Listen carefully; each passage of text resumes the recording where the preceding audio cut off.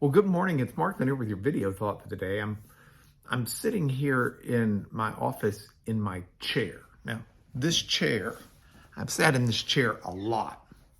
This chair gives me the support I need for my back, keeps me off the ground, swivels, tilts.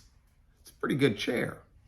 And I know what this chair will do because I have sat in it many times before. In fact, when I came into my office this morning, I didn't come in and think, I wonder if that chair will work for me.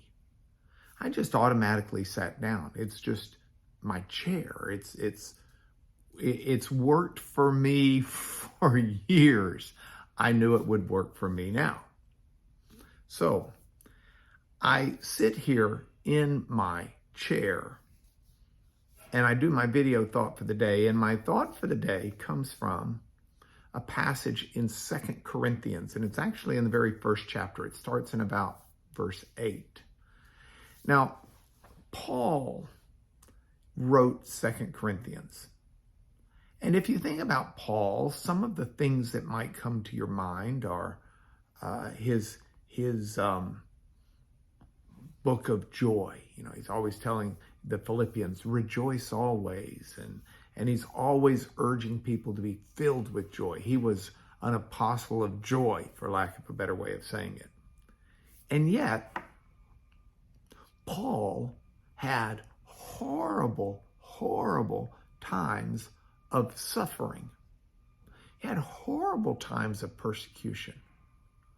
And in 2 Corinthians chapter 1, he writes something that I find rather profound because it doesn't sound like something that I would expect from Paul. Now, what does this have to do with my chair? I'll tell you in a minute. But let me first give you the passage. He writes to the Corinthians and he says, I don't want you to be unaware of the suffering, the travail, the thalipsis, in the Greek, it's the intense pressure that we were suffering or under when we were in Asia. He says, we were so utterly burdened beyond our strength. And you read this in the Greek and it's just got these, it uses the huper word over and over and over because he's trying to say, you know, to the 10th degree, to the just the most of the most of the most. He's saying it was so intense, our burden.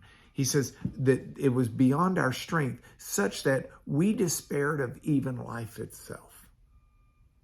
That's how much he was under.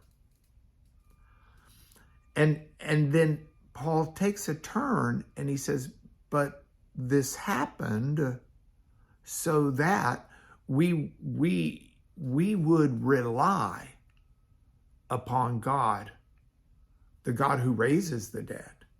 He says, I felt like I was under a sentence of death, but that's just going to make me rely upon God who's going to raise me from the dead.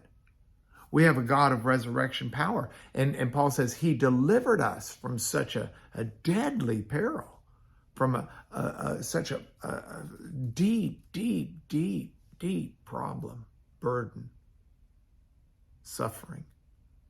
And I love that because he says on him we've set our hope that he will deliver us again. Now this is my chair.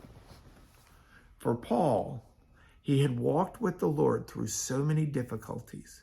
He knew God was the one on whom he could rely that would deliver him. Now, I look at my life, and if I've never experienced suffering and never found the deliverance of God in that suffering, then I'm not going to have that experience. I'm not going to have that strength to draw on. I'm not going to have that confidence. But every time in our life that our suffering is met with reliance upon God and deliverance by God, it becomes as common to us, as reliable to us as this old chair is to me. So difficulty comes your way, you automatically know I'm relying on the Lord. He's going to see me through. because he has time after time after time. And you don't have to try to figure out if God's going to be there. You know God's going to be there. Paul ends this little passage with a request for the Corinthians to help him also by praying for him. And so it marries up that faith in God with the seeking God's action in your life through prayer. So where does this leave me today? Well, I'm sitting in my old reliable chair, but there's nothing more reliable than my God.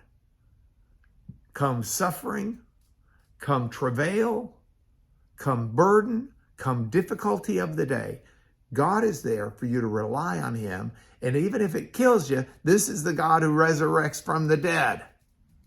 So he's fully reliable. Don't forget to pray. That's your video thought for the day.